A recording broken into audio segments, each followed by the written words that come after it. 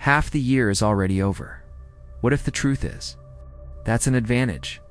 Yes, while everyone else is lamenting the lost time, strategists see a silent loophole here. You don't need 12 months, or luck, or a magical raise. What you need is clarity, a simple plan, and consistent action in the next 180 days. That's it. But maybe you've felt stuck up until now, or embarrassed to look at your accounts. Maybe you even think it's over. But what if the problem isn't you, but the chaos you've been taught to accept as normal? What if all that stands between you and a real turnaround is a practical roadmap, written for real lifers, with actionable goals, smart decisions, and one step at a time? In this video, you won't hear promises of quick wealth. We'll see how. Regular people like Sarah, Marcus, Olivia used side hustles, goal setting, and a little discipline to create what we call excellent financial strategy, a turnaround that happens outside of Instagram. While everyone else spends, it will build. Most people avoid their bank statements like they're haunted, and honestly, it's not fear of math, it's fear of facing the silent collapse happening in their own wallets. But here's the truth. Without knowing your cash flow, you're flying blind. John, a 33-year-old in Ohio, thought he was doing okay, until he tracked his income and saw $900 vanishing monthly to things he couldn't even name. That moment, it changed everything. So let's break the myth. Checking your finances isn't about guilt, it's about clarity. All your last 3 months of bank statements, credit card bills, subscriptions, and side hustle payouts. Write down your salario, liquido, expenses, debts, and savings, if they're just crumbs. No judgment. This is your plano financer organahando forma, sendo da novo opera, Vera map. You don't need an app though. Tools like Mint or Monarch can help. A simple notebook works just fine. What matters is seeing where your dinero da vida real esta. Indo, the morning coffee, the gym you never use, that random Amazon order at 1 a.m., they all add up. And once you know where your money leaks, you can finally start plugging the holes. But here's where most people freeze. How do you set goals that don't feel like lies? Most financial goals fail because they're more fantasy than plan. I want to save $10,000 this year, says someone who's still paying off a credit card in installments from last Christmas. The secret, realistic goals. It's Emily, 28, wanted to pay off $4,000 in debt in 6 months, but only had $300 left each month.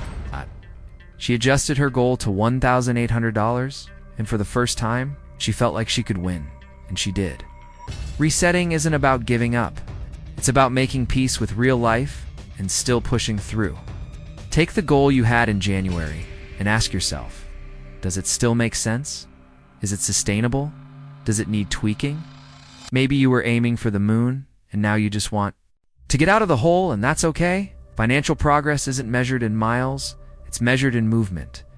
Pick 1 or 2 goals at most. Maybe save $1,000 for your emergency fund, or pay off $500 of that debt that's been suffocating you.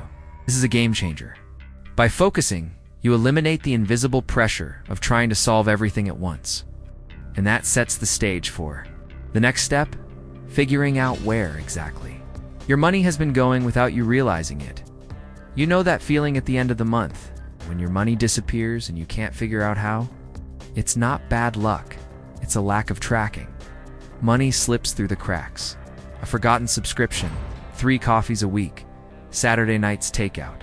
Jake, 41, discovered he was spending $300 a month on little things, enough to pay off half his car loan. Nothing changes until you see it. For 30 days, write down everything. Yes, everything. You can use a finance app like EveryDollar, or even a simple spreadsheet. Track everything from your rent to the candy bar at the drugstore. This expense tracking will open your eyes. You'll notice patterns you've never noticed before and truly understand how your budget is being sabotaged by invisible habits. And it's not about cutting everything. The idea is to have clarity, not poverty. Maybe you realize that you can keep your favorite streaming service, but give up to others that you haven't watched in months. These smart cuts not only free up space in your budget, but also increase your sense of self-control. And it's with this leaner foundation that we move on to the next step. creating a simple budget that works with your lifestyle, not against it. A real budget doesn't have to be a Wall Street spreadsheet. It just needs to speak to your reality. Think of it like a map. It shows where you are, how much gas you have, and how far you can go without breaking down on the way. Karen, a single mother of 3 in Atlanta, thought budgeting was a prison, but by dividing her take-home pay with the 50-30-20ths rule, she found freedom. It works like this: 50% for fixed expenses, rent, electricity, food, 30% for wants, leisure, clothes, delivery, and 20% for investments, debts, or savings. You can adjust these numbers if your life demands it, of course. The important thing is to create a system where money stops disappearing without explanation. Use physical envelopes, apps, or reminders on your phone. Whatever is easiest for you to maintain consistently. If your budget is still tight, review last month's expenses. Can you change your cell phone plan to a cheaper one? Can you go grocery shopping with a list and not be hungry? Small changes create big margins. And that margin is what will allow you to start setting aside money for the next essential step: your emergency fund. The invisible shield between you and chaos. If there's one thing life loves to do, it's surprise you. Tire blows out. A child gets sick. A boss calls you for a quick chat. What do all these situations have in common? They're expensive. That's why building an emergency fund is like building a parachute. You hope you'll never need it, but if you do, it's the one that will save you from falling. Start with modest goals. If $1,000 seems impossible right now, aim for $250 or even $100. The important thing is to get started. Create a separate account, preferably a high-yield savings account, and set up an automatic weekly transfer, something like $25 a week. This takes the effort out of the way and turns the habit into a reflex. And the more automatic it is, the less you'll sabotage yourself. If you already have a basic reserve, you can increase this fund or start directing part of it towards paying off debts. The fund doesn't need to be huge right away, but it needs to exist. It's what ensures that your next emergency doesn't turn into a new revolving debt. And since we're on the subject, it's time to face this silent monster head-on: the attack on debt. Debt isn't just a number, it's a feeling. Weight on your shoulders. A daily reminder that the money you receive is already promised to someone. And worse, with high interest rates, the amount of debt grows faster than your income. Marcus, 37, had 3 credit cards maxed out and thought he needed to earn more. But the problem wasn't just money, it was strategy. There are 2 classic methods for choosing your battlefield: the snowball method, where you pay off the smallest debts first to gain emotional traction, and the avalanche method, which starts with the highest interest debts, saving more money in the long run. There is no right or wrong. The right thing is what you can sustain consistently. The important thing is to stay focused and tackle one debt at a time. If you have $100 left over in the month after everything, send $80 to that chosen debt and keep the minimum payment on the others. Every month, without fail. If you get a bonus, refund, or extra income, don't think twice. Direct a portion to speed up this process. It's like it's not always possible to cut more than you've already cut. There comes a time when the way forward isn't to cut back, it's to grow. And no, you don't have to quit your job or become a slave to the clock. The idea here is to activate side hustles, something light, viable, and that fits into your routine. Olivia, for example, started selling used clothes on Facebook and made $600 in 2 months. It completely changed her game. You can teach something on Upwork, work overtime at work, or pet sit for your neighbor for a little extra cash. The key is to think outside the box and try small ideas. It doesn't have to be a full-time job or a chore. Sometimes just a weekend of selling brownies can pay off your credit card bill. Don't underestimate the power of an extra $50 a week can turn into $200 a month. And $200 makes real financial progress. The secret is not just how much you earn, but what you do with the extra money you earn.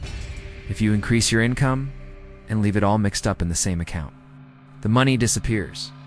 So, create a separate account just for this extra money and give it a name. Freedom Fund, Zero Debt, Investment in Me. The right name changes your relationship with money And speaking of time, it's time to think beyond 6 months. Building wealth is not a sprint. It's a silent marathon made up of repeated choices, often without applause. The problem is that most people want high passive income before they master the basics. They want to invest in stocks, but still pay revolving debt. They want financial freedom, but don't even have a solid emergency fund. Without a foundation, any castle turns to sand. So think beyond the next 6 months. Start seeing each expense as a seed. Will this purchase blossom or drain your account? Will this new habit push you forward or keep you in the same place? Sophie, 46, used to spend money on clothes every month as an escape valve.